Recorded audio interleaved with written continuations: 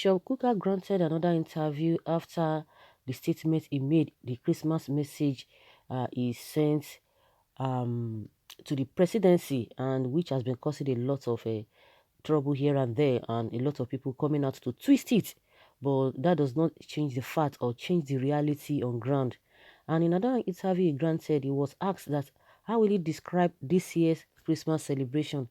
And he said, "We thank God and are very grateful to Him for this Christmas was very peaceful, unlike the situation we had in the past. Of course, we know the anxiety on the second wave of coronavirus.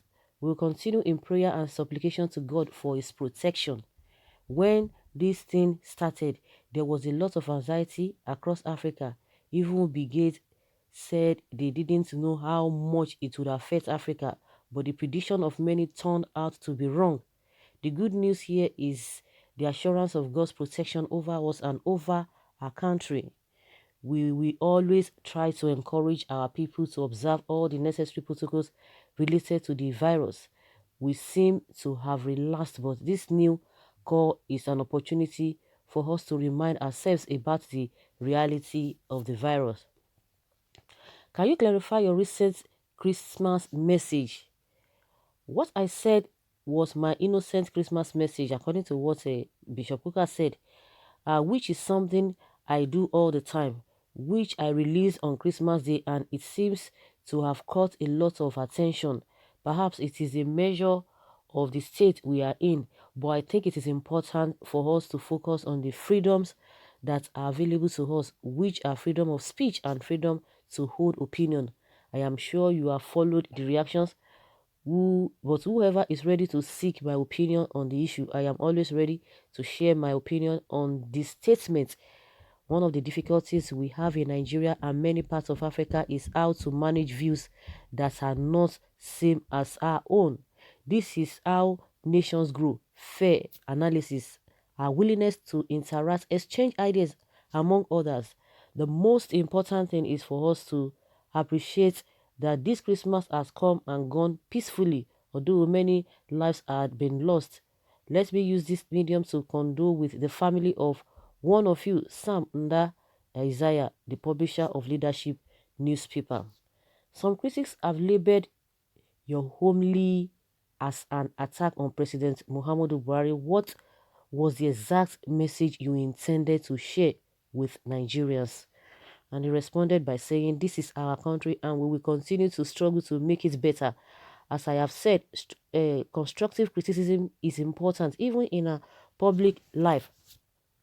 The full text of my message is available for whoever is interested to read it. My message in particular is that I feel very pain and many people have accused me of being very angry. They said they had never seen me as angry as this. I am not only angry, but I am also really very sad that so many lives are being lost on a daily basis. We are not expecting miracles, but it is important that human lives become meaningful to us. It will be difficult to find any community that has been left untouched. We are going 10 years now with terrorism, and my fear is for us to get used to death and losing people unnecessarily or losing our country to men of the dark world. My concern is for us to put Nigeria back on track so that we can collectively make contributions, because as I said, what has happened in the last few years is really troubling. Lots of lives have been lost and many people are unable to go home because their communities have become very dangerous to live in. As you can see from the reactions, it is difficult to find a Nigeria that does not have an opinion on where we are. We may have disagreements about the condition, but I think the responsibility of any country, even a family, is to ensure that people love one another and their communities. For that to happen, every citizen, whether you are blind, whether you are lame, whether you are crippled, whether you are rich, whether you are poor, must always see a reflection of themselves in their country. That is why the Constitution, in its wisdom, enshrined the federal character principle. The federal character principle is just to say that the country ought to provide the mirror that everyone can look at and more or less see themselves. The Constitution also speaks about what it calls sense of belonging, where people feel that this is a country that belongs to them. For me, these are the issues. Let me tell you the truth. I have not been able to read every comment that people have made, but people who know me know that I never take offense when they disagree with me. I have said it several times. This country has been extraordinarily fair to me, and you in the media can testify to it. I am grateful to God that He gives me the opportunity to express my view. But following the criticism and reactions, what do you think of Nigerians and the country as an entity? Frankly, anybody who knows me knows that I believe that this country is one of the greatest places on earth. We have no debate over who loves Nigeria more. I have never claimed that my views must be taken or are always right. No, we are human beings. I could be wrong, I could be right. You may agree with me, you may not agree with me. When you make your own contribution, we all can now see things slightly differently. For me, it is a marketplace of ideas. One of the troubling things in Nigeria is that when you drop something, everybody goes back to their little conclave, and it is from there that they are looking at the larger issues. I am never really bothered because the country is ours to fix, and we must try and fix it. You were alleged to have said that if President Buhari was from the north, okay, or was not from the north, there would have been a coup. You were also accused of saying that the president was tribalistic. He said it is very interesting. Somebody did a fact check in Business Day newspaper and said it was clear that out of 103 appointments the president made in the country, 81 of them were for Muslims from the north. Don't get me wrong, this is something that everybody has talked about. It is not about loving Muslims or loving Christians or loving northerners or whichever.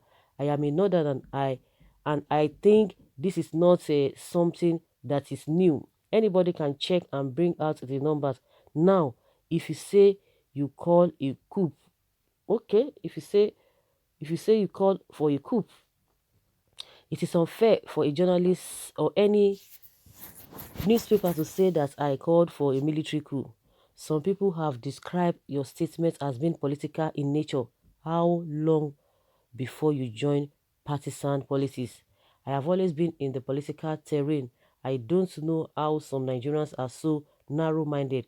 I have listened to extraordinarily gifted young Nigerians who probably have never been to England before make brilliant commentaries about Chelsea, Arsenal, or football generally. Does that make them football players? Many football commentators cannot even kick a ball. Why would someone or some people think that because Bishop Kukah is speaking, therefore is a politician? People who make these arguments are totally ignorant of elementary politics. They are totally ignorant of the role of a priest, but I understand that many people do not see priests say the things I have said, which is okay.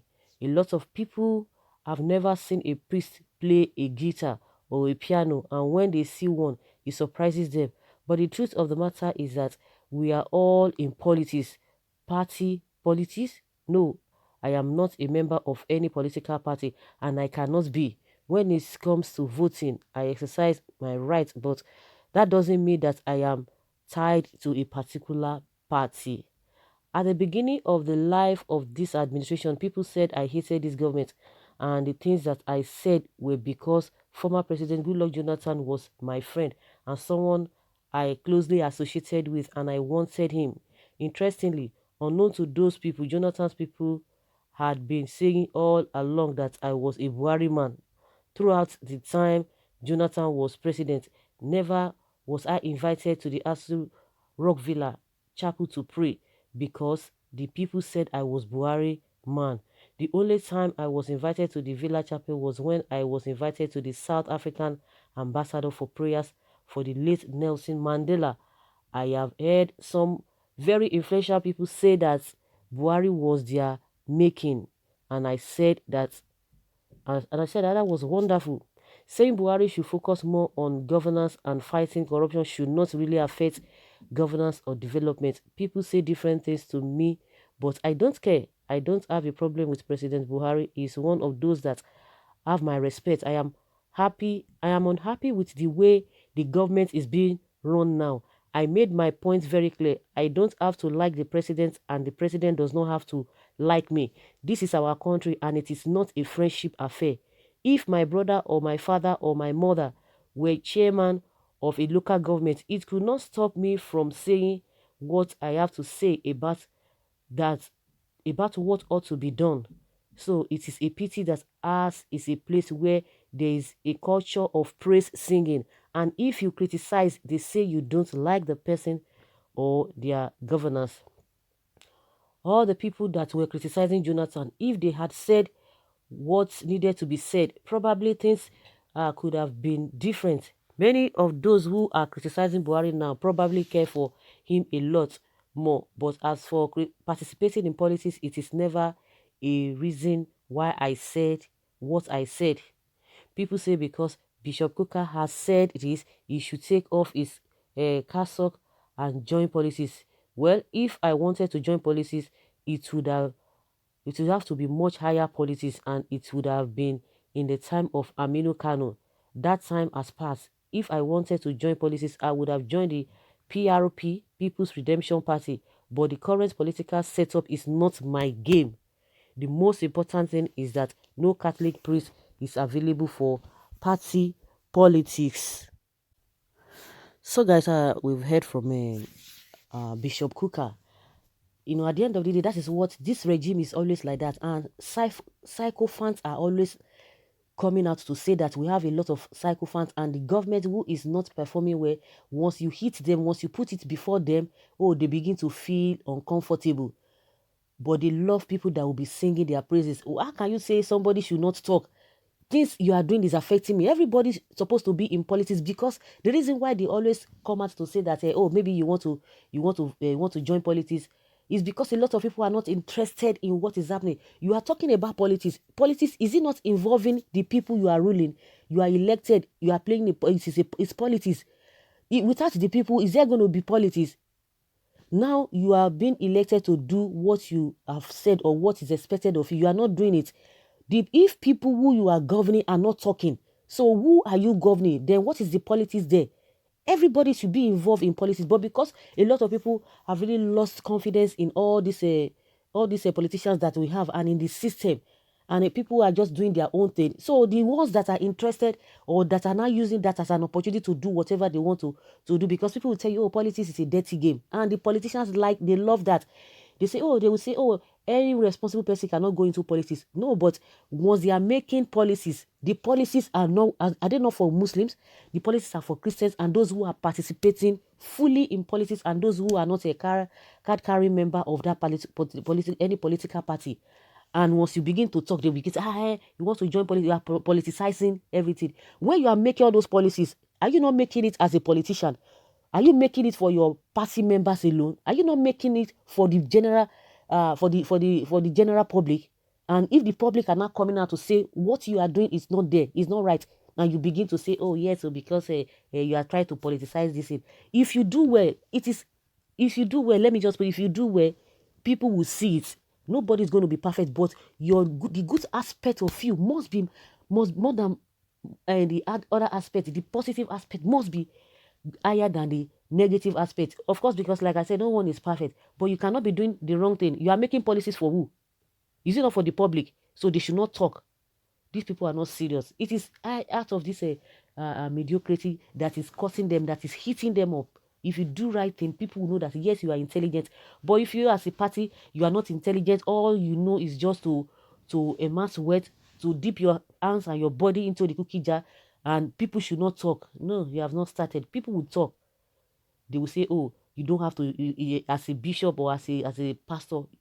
So if they are making policies about a Christian or whatever, that is when we're now going to be talking about, oh, you have to obey the constituted authority. Who are the people who are to obey the constituted authority? Is it not the human being? Is it not, is pastor not included? Do they really have their own government? So they should not talk about it.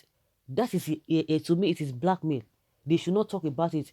The other day, Loretta Noche was telling Bishop Oyedepo that, oh, if you know that you cannot abide with this rules of this karma, then you have to have your own government. In as much we are in that government and you have to obey the law of the land, you have every right to speak, whether you be babalawo, whether you be a Muslim cleric or Christian clergyman. You have right to speak because you must abide with the law of the land. You must abide with the policy of the ruling party or the government in charge, government of the day. So what are we talking about? It's just a blackmail for you not to speak. So guys, he has already said it. For the fact that Buhari does not need to like him and he does not need to like Buhari, he's stating the obvious, which everybody can confirm to. People are dying on a daily basis. You are saying that people should not speak about it. They should continue to sing your praises. No, it's not going to work like that. Leave your comments, guys, below and let's know your thoughts.